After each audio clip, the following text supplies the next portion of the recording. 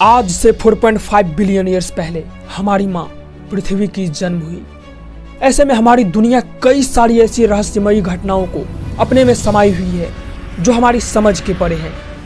इस कड़ी में आज हम आपको एक ऐसी रहस्यमयी घटना के बारे में बताने जा रहे हैं जिसे सुन के आपके पैरों तले जमीन ही नहीं बल्कि पूरी की पूरी आसमान खिसक जाएगी। आप तो समझ ही गए होंगे। जी हाँ, हम बात कर रहे हैं सेंटियागो फ्लाइट नंबर 513 की। एक ऐसी एरोप्लेन जो अपने उड़ान के 35 साल तक उड़ने के बाद 12 अक्टूबर 1989 को ब्राजील के पोर्टो एलेग्रे एयरपोर्ट पे 92 लाशों के साथ लैंड करती है। उसके बाद जो होता है वो आज तक आश्चर्य का केंद्र बना हुआ है। कई लोग इसे टाइम ट्रेवल जैसी घटना से जोड़ते हैं तो कई लोग इसे भूतिया घटना बताते हैं। ऐसे में इस रहस्य से पर्दा हटाना अत्यंत आवश्यक हो जाता है। तो चलिए इस रहस्यमयी घटना को जानते हैं आज के इस वीडियो में। नमस्कार, मैं गौतम और आप देख रहे हैं जीकेवी इंटरेस्टिंग। दोस्तों, साल था 1954। 4 सितंबर को ब्राजील के aeroplane Santiago flight number 513 Germany के ओकिन इंटरनेशनल एयरपोर्ट से टोटल 88 पैसेंजर और 4 क्रू मेंबर के साथ अपने देश ब्राजील के लिए उड़ान भरती है। 18 घंटों की टोटल हवाई दूरी में प्लेन को उड़ा रहे कैप्टन मिगुएल विक्टर क्यूरी इस बात से पूरी तरह अनजान थे कि यह सफर उन लोगों के लिए जिंदगी की आखिरी सफर होने वाली है। उड़ान के कुछ ही घंटे बाद प्लेन अटलांटिक महासागर के ऊपर पहुंच गई। सब कुछ ठीक चल रहा था और अचानक प्लेन एटीसी के रडार से गायब हो गई। इसे देख एटीसी में काम कर रहे कर्मचारी पहले तो घबरा गए, पर कई मिनट तक प्लेन को वापस रडार में न आने के कारण उन लोगों के होश उड़ गए। इस दौरान वे लोग कई बार प्लेन से कांटेक्ट करने की कोशिश की, मगर प्लेन का कुछ आता पता नहीं। पायलट की ओर से कोई जवाब नहीं आ रही। फौरन एटीसी की ओर से एक कमेटी बैठाई गई और विचार विमर्श के बाद कई सारी खोजी टीम को अटलांटिक महासागर में भेजी गई, जहां से प्लेन का कांटेक्ट एटीसी के रडार से टूटा था, क्योंकि एटीसी को लगा कि प्लेन उसी जगह पे क्रैश कर गई होगी। पर जब उनकी खोजी टीम उस जगह पे पहुंची तो उन्हें क्रैश हुई प्लेन का एक भी मलबा नहीं मिला। फिर एटीसी ने यह अनुमान लगाई कि शायद प्लेन महासागर की गहराई में डूब गई है। खोजकर्ताओं ने प्लेन को खोजने के लिए दिन रात एक कर दिए। ऑलमोस्ट हर उस जगह छान मार लिए जहां क्रैश हुई प्लेन मिलने की उम्मीद थी, लेकिन हर जगह से मिली हाथ तो सिर्फ और सिर्फ नाकामयाबी। इस घटना को लेकर हर लोग जानना चाहते थे कि अगर इतने खोजबीन के बाद भी प्लेन का कुछ पता नहीं चला तो आखिरकार उसके साथ हुआ क्या। पर सेंटियागो एयरलाइंस के पास इसका कोई जवाब नहीं था। बावजूद प्लेन के न मिलने पर लोगों के जिद से प्लेन को कई महीनों तक खोजी गई, लेकिन प्लेन को मिलने की कोई खबर नहीं। इस दौरान सब ने अपने अपने हिसाब से इस घटना को लेकर कई सारी मनगढ़ंत कहानियां बनाई। कोई कहता कि इस प्लेन को आकाश निगल गया, तो किसी ने कहा कि यह प्लेन एलियंस के द्वारा हाईजैक कर ली गई। हफ्ते बीते महीनों में और महीने बीते सालों में। समय के साथ सभी लोग इस घटना को भूल गए। फिर साल आता है 1989, जब इस घटना को हुए 35 साल बीत चुके थे। 12 अक्टूबर को ब्राजील के पोर्टो एलेग्रे इंटरनेशनल एयरपोर्ट पे काम कर रहे एटीसी कंट्रोलर को उनके रडार में एक अननोन सी प्लेन दिखाई पड़ती है। पहले तो वे लोग सतर्क हो जाते हैं, फिर वे लोग हैरान रह जाते हैं ये देखकर कि प्लेन काफी तेजी से उसी एयरपोर्ट की ओर बढ़ रही है, और वो भी बिना परमिशन के। इसे देखे ट्रैफिक कंट्रोलर उनसे बार बार कांटेक्ट करने की कोशिश करते हैं। जवाब में प्लेन की ओर से कोई रिप्लाई नहीं। बजाय प्लेन सीधी एयरपोर्ट की ओर लगातार तेजी से बढ़ती आ रही है। एयरपोर्ट पे लैंड के कुछ ही दूरी पीछे एयर ट्रैफिक कंट्रोलिंग टीम जब उस प्लेन को अपने कैमरे में देखता है, उनके पैरों तले जमीन खिसक जाती है। वे लोग देखते हैं कि ये तो वही फ्लाइट है जो आज से 35 साल पहले अटलांटिक महासागर के ऊपर लापता हुई थी, सेंटियागो फ्लाइट नंबर 513, जिसकी कंपनी सेंटियागो एयरलाइंस 1956 में ही बंद हो गई थी। इसे देख फौरन रनवे को खाली कराई जाती है। हो रहे इस घटना को देख एयरपोर्ट पे काम कर रहे कर्मचारियों को उत्सुकता के साथ साथ डर भी हो रही है। फाइनली प्लेन सही सलामत एयरपोर्ट पर लैंड कर जाती है। कंट्रोलिंग रूम में काम कर रहे सारे अधिकारी और कर्मचारी दौड़ते हुए प्लेन के पास पहुंचता है, और वे लोग हैरान रह जाते हैं ये देखकर कि 35 साल पहले गायब हुई प्लेन अभी तक नया और सही सलामत है। जिसका इंजन अभी भी चालू है।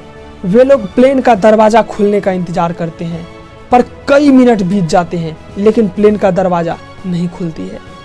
अंत में प्लेन का दरवाजा तोड़कर जब अधिकारी लोग अंदर घुसते हैं, वे लोग अवाक रह जाते हैं। उनकी सांसें अटक जाती है ये देखकर कि प्लेन पूरा का पूरा कंकाल से भरा है। प्लेन में प्रत्येक सीट पर बैठा हुआ है तो सिर्फ और सिर्फ कंकाल।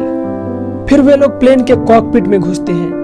वहां का हाल देखकर उन लोगों को यकीन नहीं होता कि प्लेन को उड़ा रहे कैप्टन मिगुएल विक्टर क्यूरी भी कंकाल बन चुके हैं और अभी भी उनके ही हाथों में प्लेन का कंट्रोल है।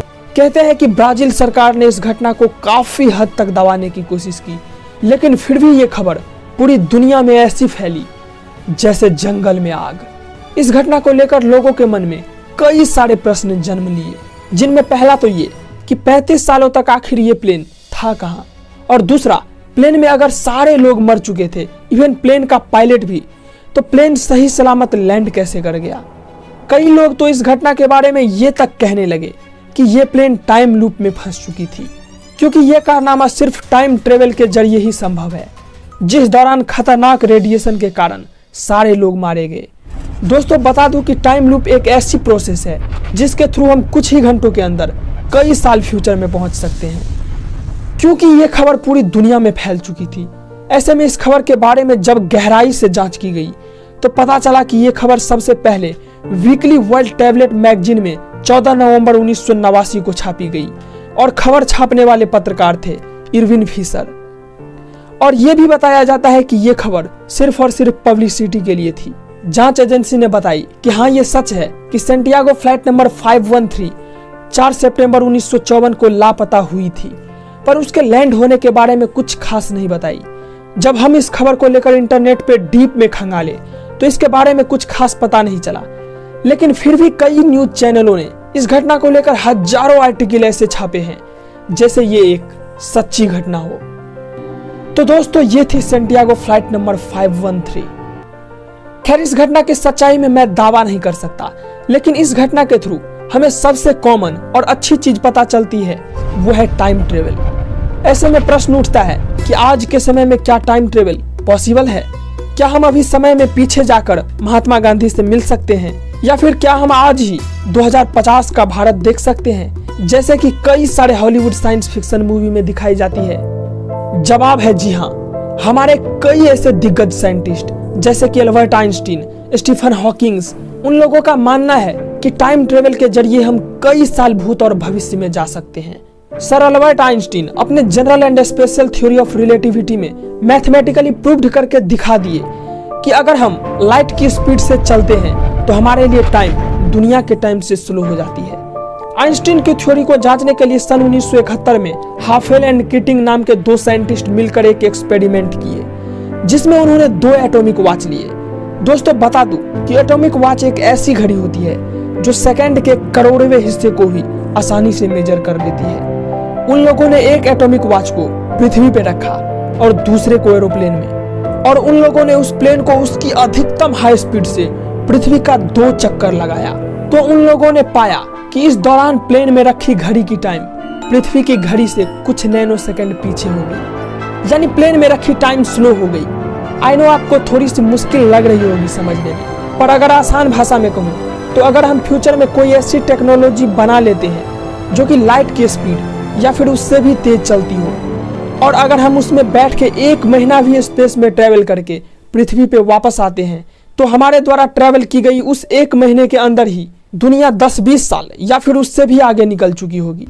यानी कि अगर हम लाइट की स्पीड से 2023 के जनवरी में पृथ्वी से चले और स्पेस में ट्रेवल करके फरवरी में वापस आ जाए, तब तक पृथ्वी पे 2033 या फिर उससे भी ज्यादा समय हो चुकी होगी।